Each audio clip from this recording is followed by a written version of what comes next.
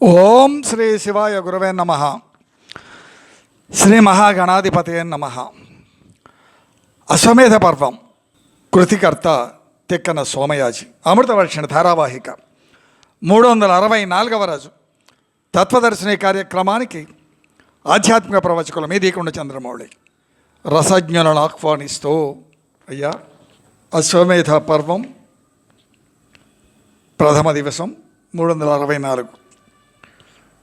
రాజసూయం, అశ్వమేధం, ఈ రెండు కూడా ధర్మరాజు యొక్క సార్వభౌమ అధికారానికి రెండు తీరాలు. జీవనం ఓ స్రవంతి, ఓ ప్రవాహం, రెండు ఒడ్లు ఉంటాయి. ఒక ఒడ్డు, ఒక తీరం అశ్వమేధం, రెండవది రాజసూయం. ఈ రాజసూయానికి అశ్వమేధానికి తారతమ్యాలు ఉన్నాయండి. రాజసూయంలో ధర్మరాజుకు ప్రేరణ శక్తి, రక్షణ, సహాయాదులు శ్రీకృష్ణుడే నిలిచి పాండవ యోగక్షేమములు వహించాడు. బహు జాగ్రత్తగా వింటే తప్ప పట్టుకోదు. అంటే సర్వం శ్రీకృష్ణుడే. భీష్ముని యొక్క నిర్దేశంతో శ్రీకృష్ణుణ్ణి యజ్ఞపురుషునిగా ధర్మరాజు సన్మానించి ధన్యుడయ్యాడు రాజసూయంలో. ఇదే రాజసూయంలో వ్యాస మహర్షి వెన్నుగా నిలిచి శ్రీకృష్ణుడు ముందుండి నడిపి ఫలాలను ధర్మరాజుకు అందించారు. భారత యుద్ధం ముగిసింది. తదనంతరం శ్రీకృష్ణుడు కొంత నిర్లిప్తంగానే ఉన్నాడు. బహు జాగ్రత్తగా వింటే తప్ప కారణం తెలియదు. అంటే భారత యుద్ధం వరకు చాలా ఉత్సాహంగా పాల్గొన్నాడు. సర్వం తానే నడిపించాడు పాండవులను. ఆపై వదిలేశాడు కొంత. సర్వశక్తియుతుడై కూడా కర్మఫలాలను, అనుభవాన్ని జీవులు అనుభవించే సంసార చక్ర భ్రమణానికి అడ్డుపడక, ఇంత తరతమ భావమే లేక, ఇంచుక కూడా తరతమ భావం లేదు. ఆ విధంగా వ్యవహరించాడు శ్రీకృష్ణుడు.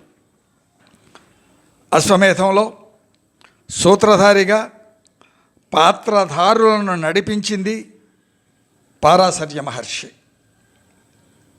నేను పీఠికగా మీకు అందిస్తున్నానండి నా భావాలు ఇవన్నీ. అవసరాలు ఎరిగి ధర్మరాజును చేరి మార్గదర్శి అయి అవసరాలు తీర్చి ఋత్విజునిగా, మహర్షిగా తగిన పాత్ర పోషించి ధర్మరాజుచే అశ్వమేధం నిర్వహింపజేశాడు ఆ మహర్షి. ఎవరు? పారాశర్య మహర్షి. రాజసూయంలో శ్రీకృష్ణుని పూజించినటువంటి ధర్మరాజు అశ్వమేధంలో వ్యాస మహర్షిని పూజించాడు. సర్వ సామ్రాజ్యాన్ని ఆయనకే దక్షిణగా సమర్పించి, అంటే వ్యాస మహర్షికి, ఆపై శ్రీకృష్ణుని యొక్క ఆదేశానుసారంగా బంగారు నాణెములు బహుగా సమర్పించి మరలా వ్యాసుని నుండి ఆ భూవలయాన్ని పొందాడు ధర్మరాజు. అశ్వమేధంలో అర్జునుడు తన గాంధీవాన్ని పరిపూర్ణంగా ప్రదర్శింపలేకపోయాడు. ముందు ముందు తెలుస్తుంది మనకి. గాంధీవాన్ని కొన్నిసార్లు చేజార్చి పడిపోయింది. బబ్రువాహనుని చేతిలో ప్రాణాలు కోల్పోయాడు అర్జునుడు. ఉలీపు యొక్క సహాయంతో సంజీవని మణిచేత ఆవిడ బ్రతికిస్తే మరలా బ్రతికాడు అర్జునుడు. కారణం వసువుల శాపం. ముందు ముందు తెలుస్తుంది కారణం ఏంటో. శిఖండిని అడ్డంగా నిలిపి భీష్ముని కోల్చగా వసువులు శపించారు. ఆ ఫలాన్ని ఇక్కడ ఈ విధంగా అనుభవించి ఉలూపి కాపాడింది. ఆపై నరక బాధల నివారణకై ఉలూపి ఆ విధంగా వ్యవహరించింది. అంటే శ్రీకృష్ణుడు ప్రత్యక్షంగా నరునకు సహాయపడలేదు. ఇక్కడ ఈ ఘట్టాలలో వేదాంత బోధ చేసి మరచిన గీతాసారాన్ని, పారమార్థాన్ని జ్ఞాపకం చేశాడు భారత యుద్ధ అనంతరం శ్రీకృష్ణుడు. ఆ యుద్ధానికి ముందే యుద్ధంలో ఇరు సేనల మధ్యలో నిలిపి గీత మనకు అందించాడు. అశ్వమేధానికి 2 నెలల ముందుగానే పాండవులను చేరినటువంటి శ్రీకృష్ణుడు ఉత్తరకు మృత శిశువు జన్మించగా కుంతి, ద్రౌపది, సుభద్రలు వేడుకొనగా అశ్వత్థామ ప్రయోగించిన బ్రహ్మశిరోనామకాస్త్ర శిఖాదగ్ధ గర్భం మాడిపోగా శ్రీకృష్ణుడు ఆ బాలుని బ్రతికించి పరీక్షిత్తు అనేటువంటి పేరు పెట్టి రక్షించాడు. ఇదే కృష్ణుడు యాదవులో తుంగలతో మోదుకని చావగా చూస్తూ నిర్లిప్తంగానే ఉన్నాడు. ఆలోచించాలి సీతారాం. ప్రాప్తాలు, కర్మఫలములు జీవుణ్ణి వదలవు. ఎలా జీవించాలి, ఎలా జీవించరాదు, వ్యవహార సరళి మొత్తం ఇంతవరకు చెప్పుకున్నది వింటే తెలుస్తుంది. వినటానికి కూడా యోగం ఉండాలి. రాజసూయం శ్రీకృష్ణ రక్షిత శ్రీ కవచం లేదా శ్రీకరం. అశ్వమేధం వ్యాస రక్షిత శాంతం పాప ప్రక్షాళన కారకం పరమ పావనం. వాసుదేవుడు రాజసూయానికి అవతార వ్యూహం, అశ్వమేధానికి చరమగీతం. పదాలు తూచి వేశానండి. సారాంశమే వస్తుంది ఇక్కడ మనకి. భవిష్యత్తు లీలగా గోచరిస్తుంది. పాండవ చరిత్రకు పూర్ణ ఫలం. అశ్వమేధంలో పాండవులు భవిష్యత్తులో నిర్వహించే భావి కథార్థ పాత్రలుగా వ్యాసుల వారు శిక్షణనిస్తే యోగ పరిసాధన శ్రీకృష్ణుడు ఇచ్చాడు. 20 మహానుభావులు కలిస్తే కానీ భారతం కొనసాగటం లేదు. త్రేతాగ్నులుగా భీష్మ, శ్రీకృష్ణ, వ్యాసుల వారు. ఇక్కడ మళ్ళీ వ్యాసకృష్ణుడు, భీష్ముడు వెళ్ళిపోయాడు. యాగం కర్మయోగం, యోగం జ్ఞాన నిర్దేశితం. యాగం కర్మయోగం అంటే కర్మ ఎలా ఉండాలి? యద్యత్ కర్మ కరోమి తదతకలం శంభో తవారాధనం. చర్విత చరణం కాకూడదు. చాలా వివరంగా చెప్పాను. శ్వాసలు తీయటం కూడా కర్మయే. అణువణువు కర్మ. ఈ కర్మంతా కూడా శివారాధన భావనతో ఆచరించాలి. యోగం జ్ఞాన నిర్దేశితం. దేనికైనా యోగం ఉండాలి. వింటే కదా భారతం యోగం అంటే ఏంటో తెలిసేది. వినటానికి కూడా యోగం ఉండాలి. ఎంత అభిజాత్యాలంటేనండి, అందరూ మేధావులే, రకరకాలుగా అందుట్లో సూత్రాలు, నీతి సూత్రాలు పెడుతూనే ఉంటారు. నాది ఆవేదనే కానీ అభ్యర్థనే కానీ ఆవేశం కాదు. ఎన్నిసార్లు మనవి చేసినా వినరు. భారతం వినే ప్రయత్నం చేయరు. అందుకే ఈ పర్వంలో ఓ కర్మయోగి, ఓ జ్ఞానయోగి గురుస్థానంలో మనకు దర్శనమిస్తారు. వారే వ్యాస శ్రీకృష్ణుడు. జ్ఞానయోగి శ్రీకృష్ణుడు, కర్మయోగి వ్యాసుల వారు. గృహస్థు ధర్మబద్ధ జీవనంలో గృహస్థుని యొక్క, మనమంతా గృహస్థులమే. ఎంతమంది ధర్మబద్ధంగా జీవిస్తున్నారు, ఎంతమంది అధర్మంగా జీవిస్తున్నారు, ఎవరి ఆత్మ వాళ్ళకి ప్రక్షాళన చేసుకోవాల్సిన అవసరం ఉన్నదా లేదా పరిశీలన చేసుకుంటే ప్రక్షాళనకి వెళతాం. అసలు వెళ్ళాం. వినటానికే కష్టం. పరిశీలనాత్మకత ఇంకెక్కడి నుంచి వస్తుంది? చదవం, వినమం, అన్నీ పుణ్యానికి రావాలి, అన్నీ మనకి ఎవడో చేసి పెట్టాలి. కాబట్టి గృహస్థ ధర్మబద్ధ జీవనంలో, గృహస్థు యొక్క ధర్మబద్ధ జీవనం ధర్మబద్ధ జీవనమే జీవనం, లేకపోతే అది పశుప్రాయం. బంధమోచనం ఎలా సాధించాలో నిర్దేశిస్తుంది ఈ పర్వం. అశ్వమేధం మీకేమి తోస్తుందో విని స్పందించే ప్రార్థన. నాకైతే నమ్మకం లేదు స్పందిస్తారని. వింటే మహాభాగ్యం, వినమని మనవి.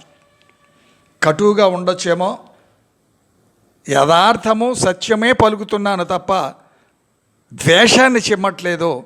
శ్రీకృష్ణ పరమాత్మ పాదాల సాక్షిగా ఆవేదన, అభ్యర్థన, అంతే.